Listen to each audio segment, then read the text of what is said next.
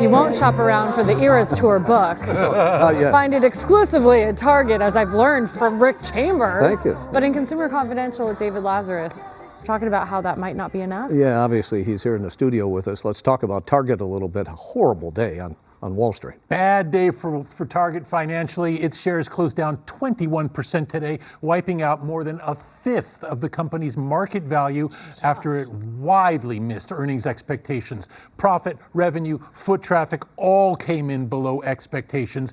Even worse, Target, which was just a few months ago was saying we're going to have a great holiday season, has now cut its guidance for the year and says it's expecting holiday sales to be flat. Mind you, this is a major retailer and the holiday season couldn't be more important, and they're saying it's not going to be going well for them. All of those were red flags, and investors fled this company in droves today. Now, Brian Cornell, who's the CEO of Target, blamed the weak performance over the last 3 months on shoppers cutting back on discretionary purchases, such as clothing, for example.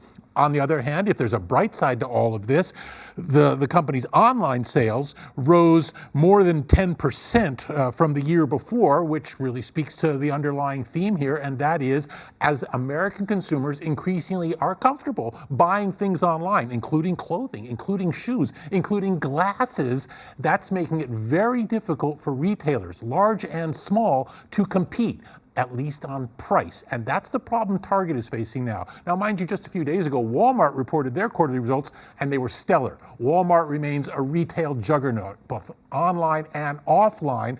But how much room is there to go around at this point, at least for retailers in the big box or superstore category? Well, what Walmart, or what Target seems to be suggesting to us is that the days of the big box stores seem to be fading, and that's because the overhead of running a big box brick and mortar store is so expensive that if you want to compete with the likes of Amazon or even Walmart, which is now very aggressive online, you got to find some way to compete on price. I mean, look at the Target story, for example. They're blaming this lack of discretionary purchases on clothing, but look what's happened in the meantime. Amazon has rolled out its own house brands for clothing that are very competitively priced, and people are comfortable buying these things.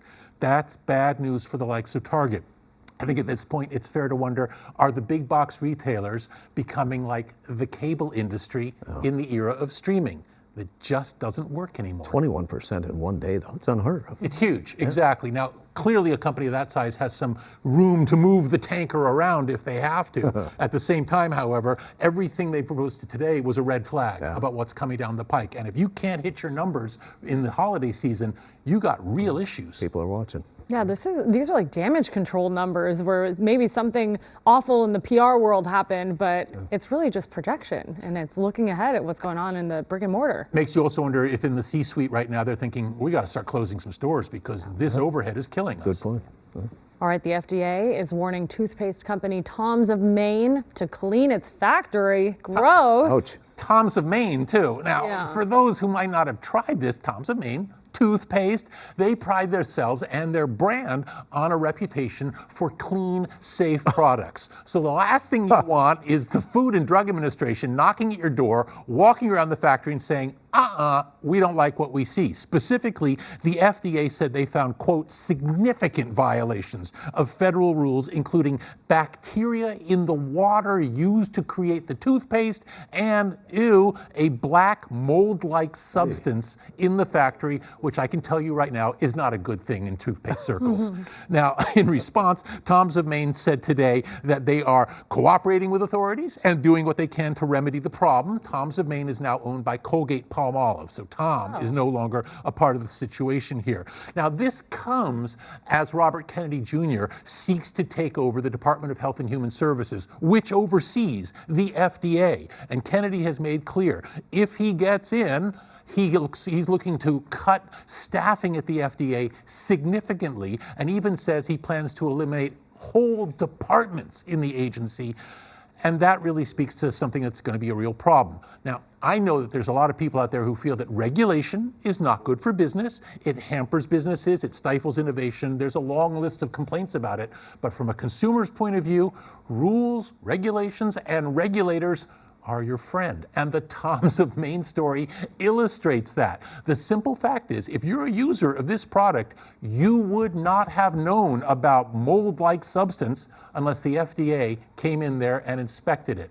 Period. This is why we have referees in sports. This is why we have umpires in sports. The simple fact is, whether we go all the way back to 1911 and the Triangle Shirtwaist Fire Factory in New York, or we go all the way up to the Enron scandal, some businesses just can't be trusted with the honor system. That's why we have regulations. Without regulators, people die. It's that simple. Good point. I'm still thinking of the referee reference where a lot of sports fans are like, they get it wrong sometimes. Yeah, I know that. I know that. But it's better, though, than having nobody there and then having everyone just break out in a brawl. Yeah, well, I do want to mention, though, this is very fun. In addition to the weekday shows, you can catch Consumer Confidential with Laz every Sunday at 11:30 a.m. on the KTLA Plus app and look at the fancy graphics. How cherry is that Love the logo, graph. right? Very. That's what I'm talking about. And if you don't have the KTLA Plus streaming app, you can download it for free. It works on every single platform out there. Take your choice. And the show runs at 11:30 a.m. on Sundays. Yeah, a lot of good information, too. Yeah, thank you.